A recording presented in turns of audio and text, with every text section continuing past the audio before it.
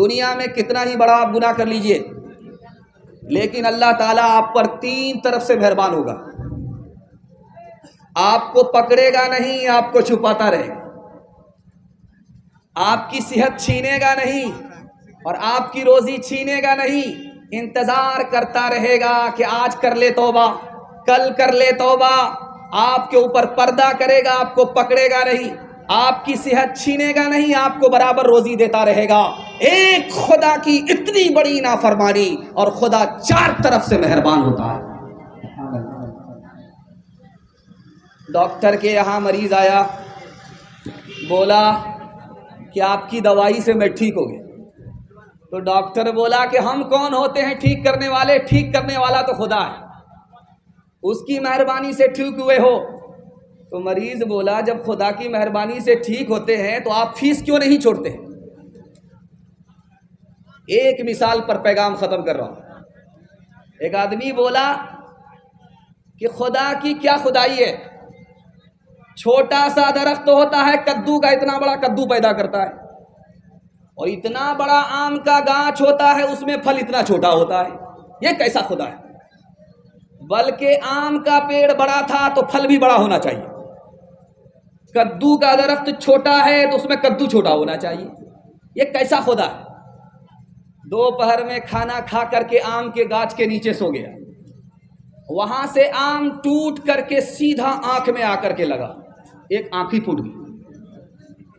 اب کہتا ہے مالک یہ تو تیری بہت بڑی مہربانی ہے کہ چھوٹا سا آم تھا، آنکھ پھوٹ گئی.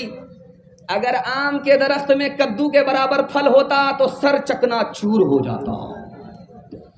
ماں سے بڑھ کے وہ پر کا صلہ دیتا ہے،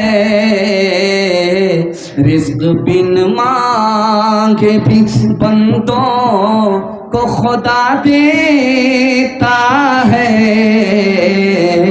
رزق بن مانگے بھی. تنگ دستی میرے دامن سے لپٹنا نہ کبھی، تنگ دستی میرے دامن سے لپٹنا نہ کبھی. ہے وہ داتا میرا ہر کام بنا دیتا ہے وہ داتا. جو لیں گے خدا سے لیں گے، ہاتھ اٹھائیے انشاءاللہ. اور بیٹا کی شادی فری نہیں ہوگی، ہاتھ اٹھائیے انشاءاللہ. دوسرا پیغام آپ کی خدمت میں سیرت کے حوالے سے لے کر کے آ رہا ہوں. سیرت کے حوالے سے پیغام سننے کے لیے آپ لوگ بیٹھے. 2-4 سال پہلے یہاں جلسہ ہوا تھا، اسی جگہ ہوا تھا.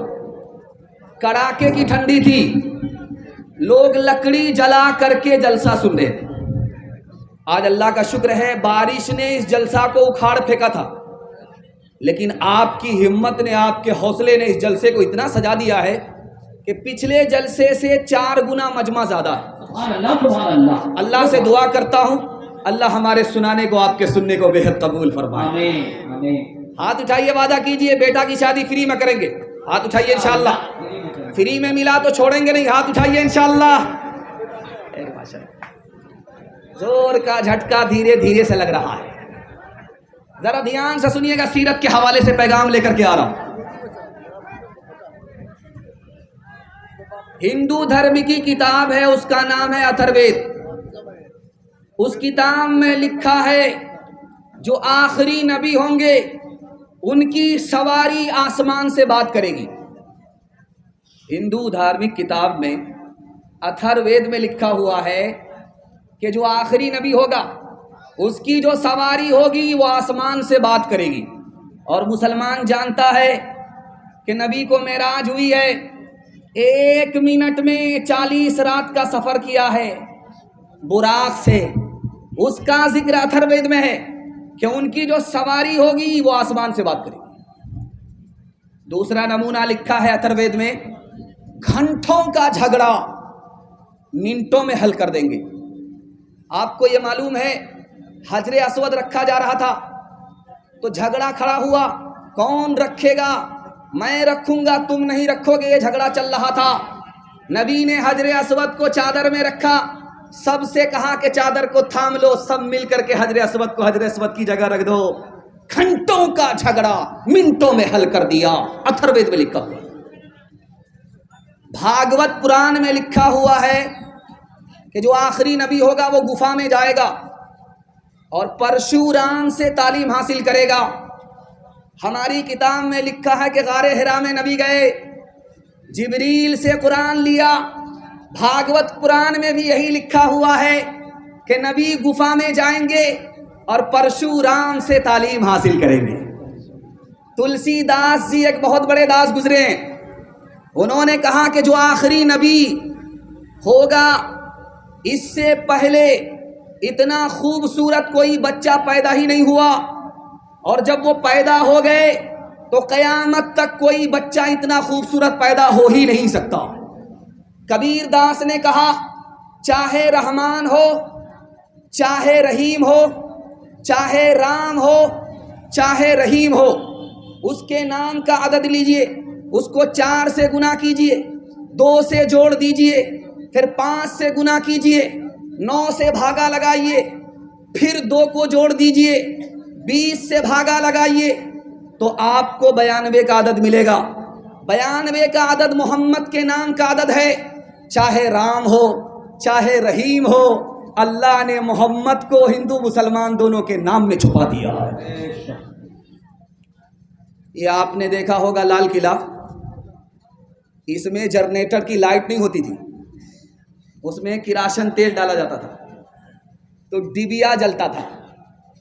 جب طوفان آیا تو روشنی بجھ گئی، اکبر کی آنکھ کھلی تو دیکھا کہ اندھیرا ہی اندھیرا، ہاتھ بھی نظر نہیں آ رہا تھا۔ اکبر گھبرا گیا، بیربل کو بلایا۔ بیربل نے کہا کہ حضور کیوں گھبرا رہے ہو؟ کہا کہ میں جب سویا تھا تو روشنی تھی، اور سو کر کے جو اٹھا اندھیرا ہی اندھیرا تھا، مجھے اندھیرا دیکھ کر کے قبر کا اندھیرا یاد آ گیا، اس لیے گھبرا رہا۔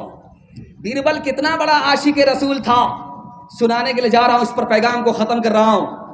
بیربل نے کہا حضور آپ گھبراتے کیوں ہیں؟ جب نبی زمین کے اوپر تھے تو اجالا زمین کے اوپر تھا، جب نبی قبر کے اندر گئے تو اجالا نیچے چلا گیا ہے۔ مسلمان کی قبر میں اندھیرا ہوتا ہی نہیں ہے۔